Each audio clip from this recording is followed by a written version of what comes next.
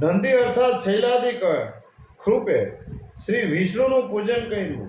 તેથી શંખ ચક્ર ગદા ધારણ કરનારા ઐશ્વર્યશાળી પુરુષોમાં શ્રેષ્ઠ છવિવ્યાપી શ્રી વિષ્ણુ ભગવાન લક્ષ્મી જય કૃપ રાજા પર પ્રસન્ન થયા.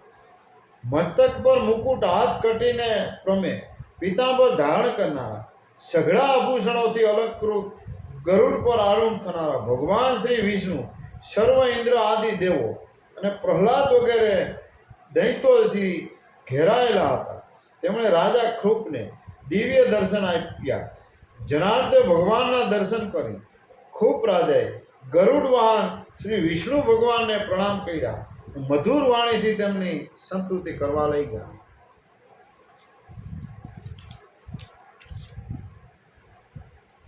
હે ભગવાન, આપનો પ્રાદુર્ભાવ સૌથી પ્રથમ થયો છે, તેથી આપ આદિ છો.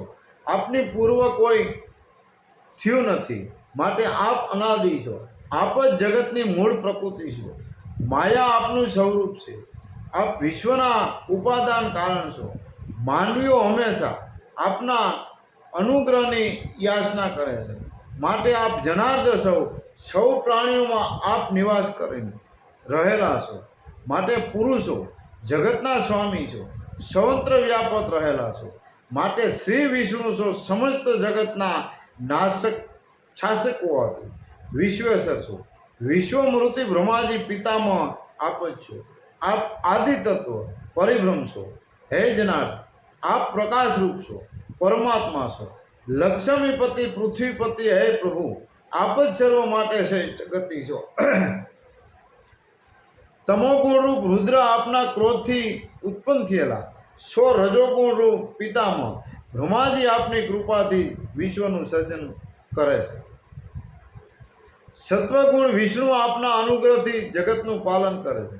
આપ જ સર્વ પુરુષોત્તમ છો. કાળ આપનું સ્વરૂપ છો. મનુષ્યની પાપ વૃત્તિઓનું આપ હરણ કરો છો. આપ સર્વવ્યાપી અને પરાક્રમી છો. આપનું નિવાસસ્થાન જળ છે. આપથી જગત નોખું નથી. ઓમ નમઃ શિવાય. હર હર ભોલે, હર મહાદેવ.